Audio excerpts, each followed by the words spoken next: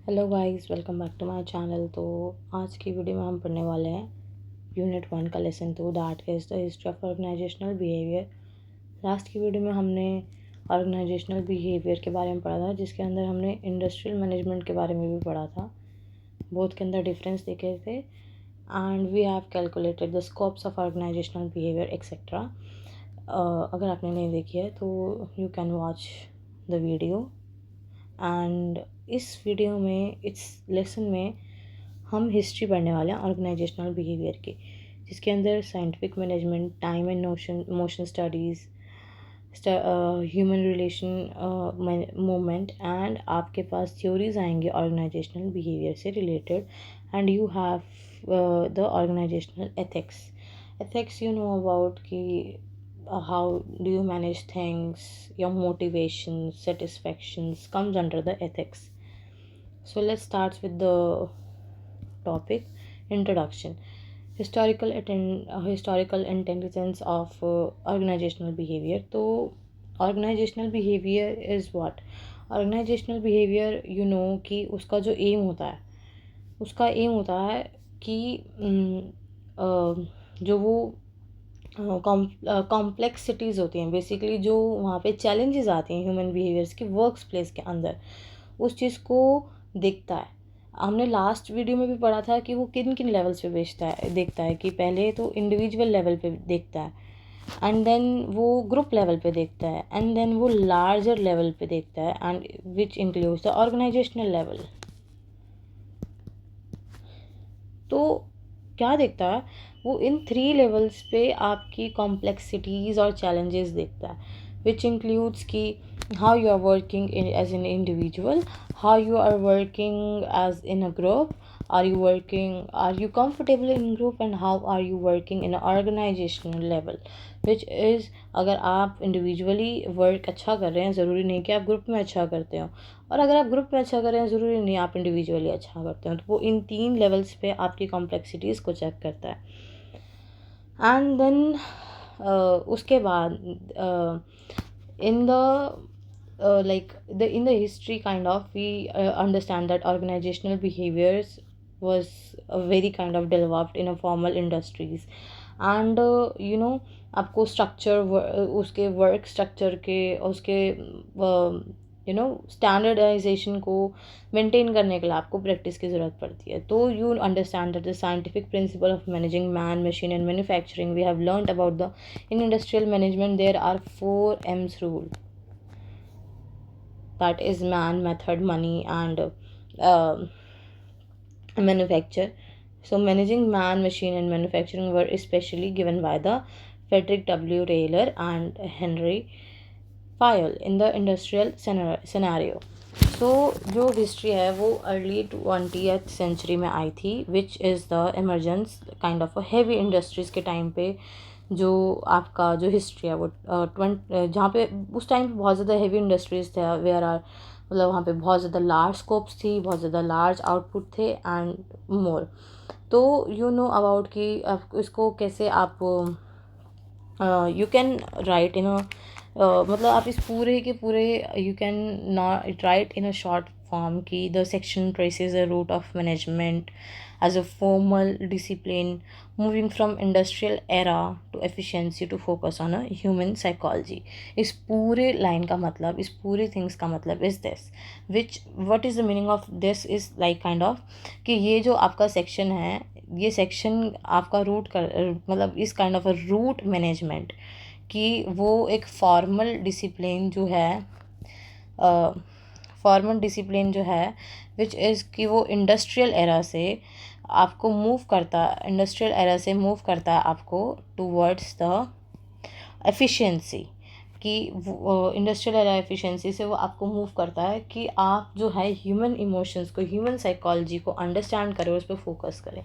तो उसके अंदर क्या क्या आता है कि इसके अंदर आता है सबसे पहले तो scientific management. Frederick W Taylor is a father of modern scientific management, often called the terrorism also. It is often called in a short form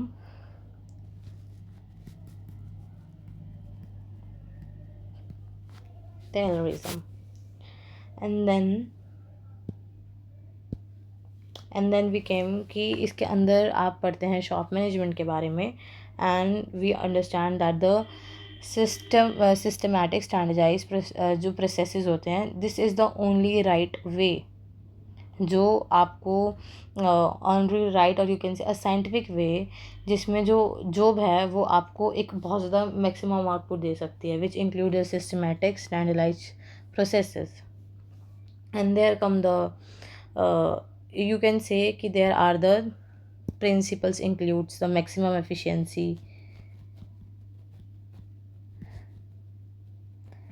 and then the standardization,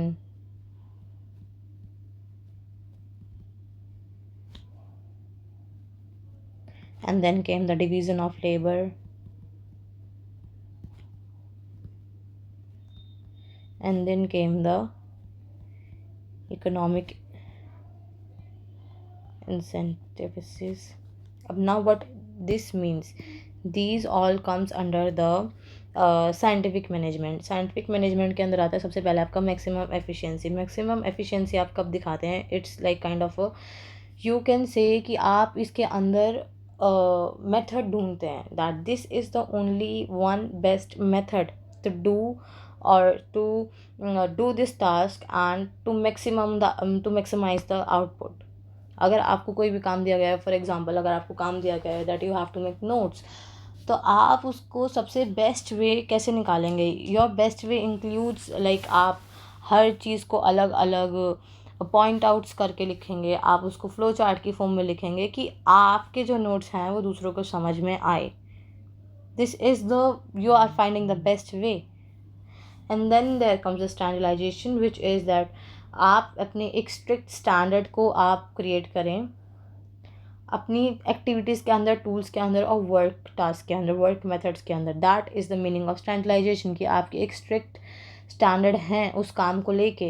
and there is a division of labour, that is that you are planning of work and you are like it's separating, कि आप सबसे पहले planning कर रहे हैं, which is the work done by managers, and from doing, मतलब आप दोनों को डिफरेंस क्रिएट कर रहे हैं कि आप सबसे पहले you are planning, and planning और डूइंग में आप दोनों में डिफरेंस क्रिएट कर रहे हैं कि आप सबसे पहले प्लान कर रहे हैं और वर्क किससे होगा, the work will be done by the workers.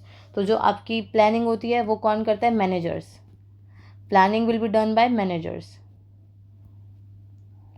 And your work will be done by workers. So this is how you divide. And there comes the economic interest, that is कि आप financial rewards कर रहे हैं, rewards दे रहे हैं, like piece rate system, कि आप उनको जो आपके वर्कर्स हैं उनको मोटिवेट कर रहे हैं. अगर आपको कोई भी प्रमोशन नहीं मिलेगा, आपको कोई भी टास्क में आपको मतलब वर्क करने के लिए कि आपको वर्क करके आपको ये मिलेगा, तभी तो आप उस चीज़ को करेंगे ना. तो you will be get motivation अगर आपको कुछ करने के लिए मिलेगा, राइट. तो this is what this four means, and this comes under the scientific management, जो उन्होंने अपनी the principle of scientific management 1991 में जो उन्होंने बुक लिखी थी उसके अंदर उन्होंने लिखा था इस चीज़ के बारे में. And there is the Henry Fayol, that is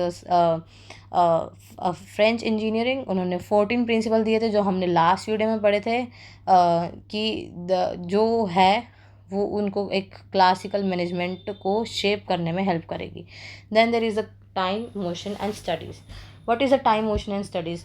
it is a specific technique जो आप यूज़ करते हैं साइंटिफिक मैनेजमेंट के अंदर, कि आप उस चीज़ को एनालाइज करते हैं और ऑप्टिमाइज करते हैं टास्क को. This includes the time study and motion study. Time study and then it's a motion study. What does that mean, कि आप इसका मतलब क्या होता है. टाइम स्टडी, कि आप कैसे अलग अलग डिवाइसेस को मेज़र कर रहे हैं और आप उसके टाइम को, स्टैंडर्ड टाइम को मेज़र कर रहे हैं कि एक वर्कर को कितना टाइम लगेगा उस जॉब को एक्सपर्ट होने में. अगर कोई वर्क, मतलब मान लो मैं किसी जगह पे वर्क कर रही हूँ, तो I will not be perfect from the starting, तो मुझे कोई टाइम लगेगा ना, as a there is a standard time लगेगा जो मुझे, कि एक वर्कर को ज़रूरत पड़ेगी कि वो एक उस जॉब को अच्छे से कर पाए, that one person will be able to complete that job in a well defined manner. That is the meaning of time study. And motion study means it is a kind of involves the observing, eliminating unnecessary body movements like reaching or lifting, और आपके जो fatigue है, आपकी जो headache है, you work in a cooperative areas where you get to know that many जो बहुत सारे एम्प्लॉयज़ हैं जो वहाँ वर्क कर रहे हैं, they get a very their body structure gets different. Some suffers from fatigue, some suffers from nausea, some suffers from headache. तो इसमें मोशन स्टडी में वो ये सारी चीज़ों को स्टडी करते हैं और वो इस चीज़ों को इस तरीके से हेल्प करते हैं कि वो आपकी जो भी इन चीज़ों का है वो इन चीज़ों को रिड्यूस कर पाए, ताकि जो आपका जो काम करने का स्पीड है वो बढ़ पाए. So this was pioneered by the Frank and Lillian Garbett. I'll write the name. This was given by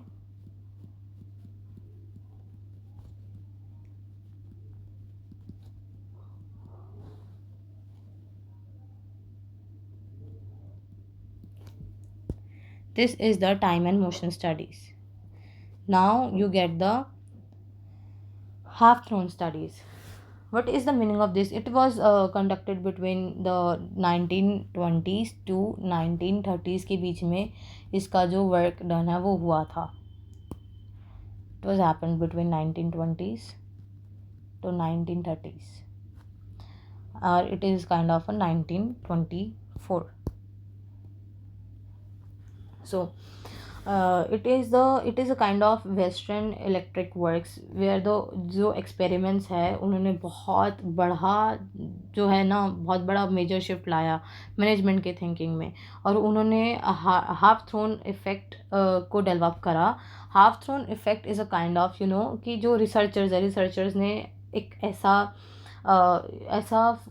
found कर लिया कि उनको समझ में आया कि जो वर्कर्स की जो प्रोडक्टिविटी है उसको कैसे इंक्रीज़ कर सकते हैं, और दे डेवलप दिस कि वर्कर्स की जो प्रोडक्टिविटी है वो सिंपली इंक्रीज़ हो सकती है जब आप उनको ऑब्ज़र्व कराएं, स्पेशल फील कराएं, रिगार्डलेस कि उनके जो फिज़िकल कंडीशंस हैं या फिर उनके जो चेंजेस हैं फिज़िकल कंडीशंस में. अगर आप उनको कुछ स्पेशल फील कराएंगे, उनको ऑब्जर्व फील कराएंगे, यू कैन से कि you can use it by promoting someone. Like अगर मैं आपकी कंपनी में वर्क कर रही हूँ और वर्क करने के बाद I will not feel observed, I will not feel appreciated, I will not feel like rewarded, तो why will I work there and why will my efficiency will increase. तो इन्होंने बहुत अच्छा ऐसा Hawthorne, you can this was called the Hawthorne effect, which means कि जो आपकी जो प्रोडक्टिविटी, विच मीन्स कि जो वर्कर्स की प्रोडक्टिविटी है वो बहुत सिंपल वे से इंक्रीज़ हो सकती है just by observing them, and you can say कि just by making them feel special. This is what Hawthorne effect means. And similarly it's kind of इसके अंदर की जो की फाइंडिंग्स थी, उसके अंदर की फाइंडिंग्स के अंदर क्या क्या इंक्लूडेड था. इट इंक्लूड्स दैट द जो स्टडी है वो कंक्लूडेड करती है कि जो सोशल और साइकोलॉजिकल फैक्टर्स है, जैसे ग्रुप नॉर्म्स हो गए या फिर फीलिंग वैल्यूड हो गया, वो एक ऐसा पावरफुल मोटिवेटर की तरह वर्क करता है कि वो like it's kind of a more powerful than a physical work condition और मनी अलॉन. मतलब आप इस चीज़ को इस तरीके से समझे कि कोई मुझे पैसा दे या फिर कोई मुझे मेरी जो फिज़िकल इन्वायरमेंट है उसको बहुत ज़्यादा लग्जरी बना दे. Your office might feel luxury, but when you are not valued, when you are not appreciated, when you are not making feel like you are special one, your efficiency will not increase. Which says कि जो ये studies है वो social और psychological factors को इस तरीके से लेके कंडक्ट करी गई थी कि जो ग्रुप नॉर्म्स हैं या फिर फीलिंग वैल्यूड है उसको इतना पावरफुल मोटिवेटर माना गया है कि आप अगर आपके वर्क कंडीशन को एक लग्जरी भी बना दोगे या फिर आप एक उसको एक अच्छा पैसा भी दोगे, तो भी वो इतना पावरफुल मोटिवेटर नहीं बन पाएगा जितना फीलिंग वैल्यूड और स्पेशल बन रहा है. So that was Harnor effect means. Like you can say it's a similar like work day, you can say mask interviewing, or you can say a bank writing observation room, or you can say personal counseling. It's kind of a powerful motivator, and this was a contrary to the scientific principles of management which claim that worker needed supervision and control and pay to be motivated. इस चीज़ के वो इतना contrast create करता है. किस किस चीज़ के वो कंट्रास्ट क्रिएट करते हैं, मैंने बताया कि जो पैसा है एंड योर पैसा and your work conditions cannot make you feel much more motivated than feeling valued makes you.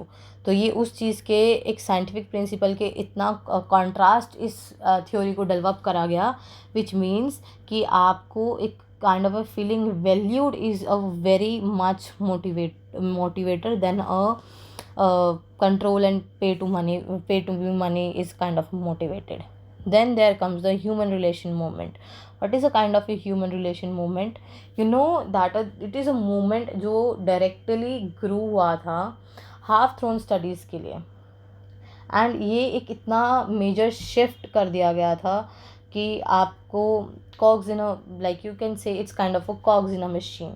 You can say कि आप इसमें you focus on a person and it includes two things: focus on a person and leadership style. आप इसको दो तरीकों में बांट सकते हैं. Focus on a person means that it emphasizes on understanding employee satisfaction and motivation, or you can say the impact on informal group or productivity. It means कि आप बताएं कि आप जो है कितना focus on a person means कि जो वहाँ के एम्प्लॉय टू एम्प्लॉय रिलेशनशिप्स हैं, यू कैन से, और यू कैन से कि कुछ भी है, तो हाउ कैन यू से कि आप जो हैं वो बिल्कुल एम्प्लॉय सेट कि आपका जो एम्प्लॉय सेटिस्फाइड है. आप क्या उस चीज़ को समझ पा रहे हैं कि आपका एम्प्लॉय सेटिस्फाइड है या नहीं है? क्या आपको लगता है कि जो आपका एम्प्लॉय है वो मोटिवेटेड फील कर रहा है? क्या उसके जो इनफॉर्मल ग्रुप्स हैं मीन्स या उनके जो out of the state, out of the cooperative culture, और you can say out of your company, कैसा है? मतलब क्या उनके जो इनफॉर्मल वर्क्स हैं, उनके जो फैमिलीज़ हैं, उनके जो फ्रेंड्स हैं, क्या उस पर कोई आपको डिफरेंस चेंजेस नज़र आ रहे हैं? सबसे पहली चीज़ तो ये. And second cheese is a leadership style. Like it is a kind of a style which encourages supportive two-way communication between managers and employees. Leadership style is not something कि मैं उस इंसान पे रोब जमा सकता हूँ अगर मैं मैनेजर हूँ तो I can do whatever I want. No, manager means that you know how to deal with your inferior ones, with your employees. I cannot say inferior, but you know how to get a one-to-one communication, two-way communication between the managers and employees. Are your employees are comfortable enough कि वो अपने managers के साथ कि बहुत अच्छे से work कर पाएँ? Are they comfortable enough, or are your manager supportive enough कि वो two-way conversation जो है वो उनके बीच में हो पाए? That what human relation movements means, and it was given by the Ethan Mayo 1945, which uses findings of half-thrown studies to change that it is not always unwanted.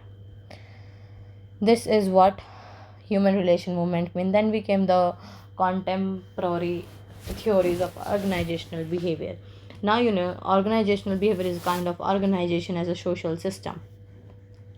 And modern OB के अंदर जो है, modern OB के अंदर is a kind of you can say कि एक modern ओबी जो है वो बहुत ज़्यादा मल्टी डिसिप्लिनरी फील्ड है विच कंबाइन साइकोलॉजी, सोशलॉजी, एंथ्रोपोलॉजी, ताकि वो अपने जो ऑर्गेनाइजेशनल की इफ़ेक्टिवनेस है उसको इम्प्रूव कर पाए. नाउ मैंने आपको बताया कि जो मैंने आपको लास्ट वीडियो में बताया था कि जो मॉडर्न हॉबी है,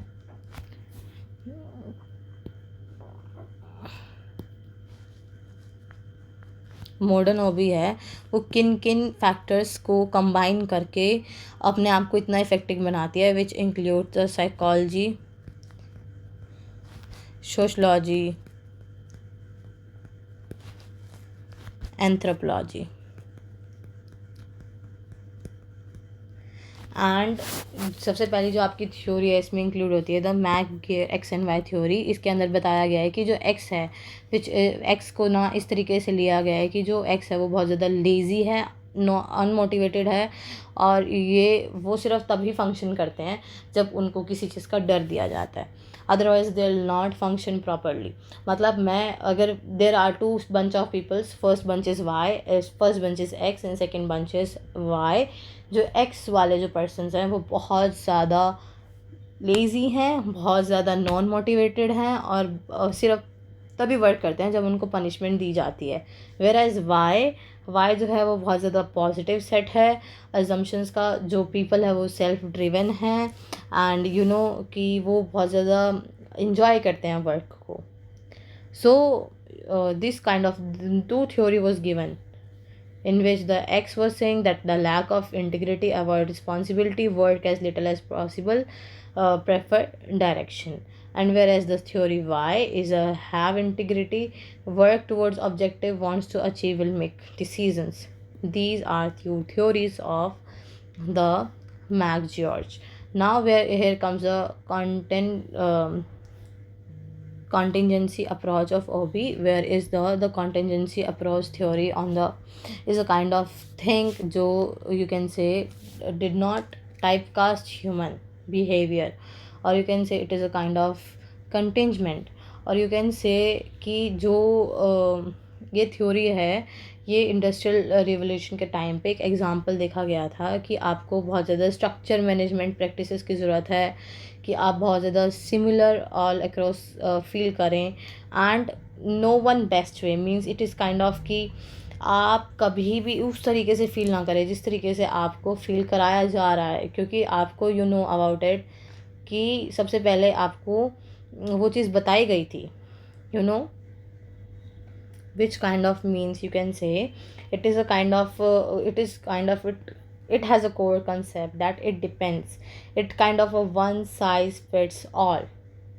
you can say कि जो रिजेक्शन है कि एक ही साइज सबको फिट करेगा is not a kind of thing, क्योंकि you know as a cloth आपको हर जगह अलग अलग साइजेस ही आपको सारी जगह डिफरेंट साइजेस ही पहनने को मिलेंगे, तो एक साइज़ कभी भी सबको फिट नहीं हो सकता। तो इट लाइक अनलाइक जो पहले वाली जो थ्योरीज़ हैं जो टेलर साइंटिफिक मैनेजमेंट ने प्रपोज करी थी, that this are the universal rules that was in a contrast to this theory, which means कि जो ये इतना आर्ग्यू करती है उस थ्योरी से कि no one is best, no one is best in either way, and no size fit alls, कि आपको सारे साइज़ एक ही तरह जो है वो बिल्कुल भी यू नो फिट नहीं होंगे। सबके अपने अपना अलग अलग साइजेस है, सबके अपने अलग अलग आइडियाज़ हैं, every one has that unique idea जो उस स्टेट है जो उस कंपनी को आगे ले जा सकता है। That is the core concept of the contingency theory of approach to organizational behavior.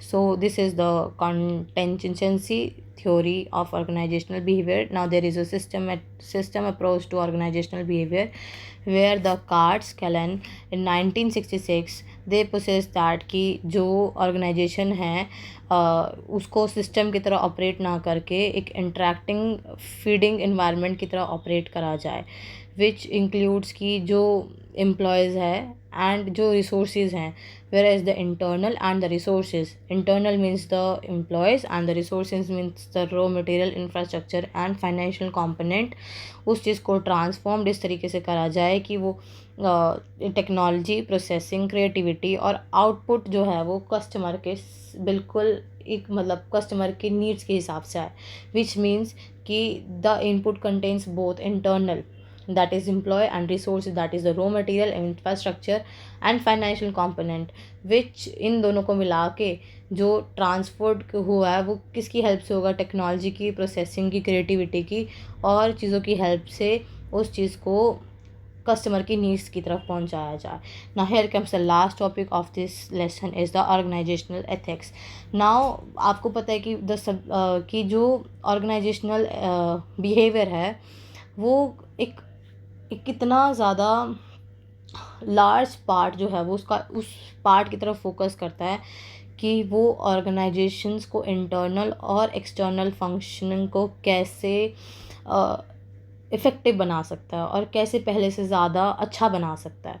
सो आपने इसकी हिस्ट्री पढ़ी तो हिस्ट्री में अंडरस्टैंड अबाउट कि उसमें कितने कितने थ्योरीज आए, उसमें कितने कितने फंडामेंटल उन्होंने कितने ज़्यादा फंडामेंटल आपको आइडियाज़ दिए, कि अबाउट इट कि these are the fundamental theories की जो हमारे को प्रॉफिट की तरफ हेल्प करेगी. बल्कि दूसरी थ्योरी ने ये बताया कि नहीं, कि सारी चीज़ें सेम नहीं हो सकती, सबके जो आइडियाज़ है सेम नहीं हो सकते. Everyone has a different size, एक साइज़ कभी भी सबको फिट नहीं हो सकता. देयर आर मोर थ्योरीज जो आपने पढ़ी, जो पता चला कि ऑर्गेनाइजेशन इंडस्ट्रियल्स में मैंने आपको बताया कि इंडस्ट्रियल में आपको कैसे देखा जाता था एंड ऑर्गेनाइजेशन में आपको कैसा देखा जाता है. पहले इंडस्ट्रियल रेवोल्यूशन के टाइम पे आपको सिर्फ एज अ प्रॉफिट देखा जाता था, but in a current time you have that psychology कि आपको उस वर्क प्लेस पे उस तरीके से फिट करा गया है उस साइकोलॉजी को कि आपको वो हेल्प करेगी आगे ग्रो आउट करने में और उस वर्क प्लेस को बेटर बनाने में. तो there are the ethics which includes the corporate social responsibility. Environmental ethics means कि आपको पता है ना कि एनवायरनमेंट मीन्स इकोसिस्टम को भी हम डैमेज नहीं कर सकते. Equal opportunity rights, protection against unfair dismissals, and there are the whistleblower protection. These are the ethics, and ethics are kind of a normative or descriptive in nature, which is they become the basic action at the workplace, that is applied ethics. And responsibility, integrity, fairness, accountability. Responsibility आपके जिम्मेदारी लेने के लिए तैयार है. integrity, fairness आपकी जो भी वहाँ पे वर्क चल रहा है वो कितना फेयर है, मतलब कितना सच है. Accountability, these are the kind of the ethical employ behaviours. And इन सबको मिला के you have these behaviours, these ethics जो आपकी ऑर्गेनाइजेशन को बहुत हेल्प करेगी, आपके वर्क प्लेस को हेल्प करेगी बहुत ज़्यादा बेटर बनाने में.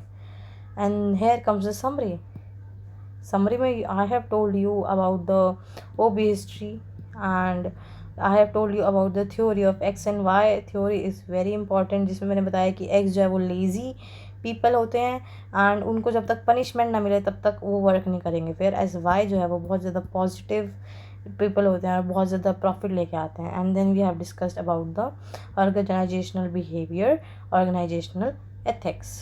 So this is all about lesson 2. Lesson 2 is very small and very easy to understand.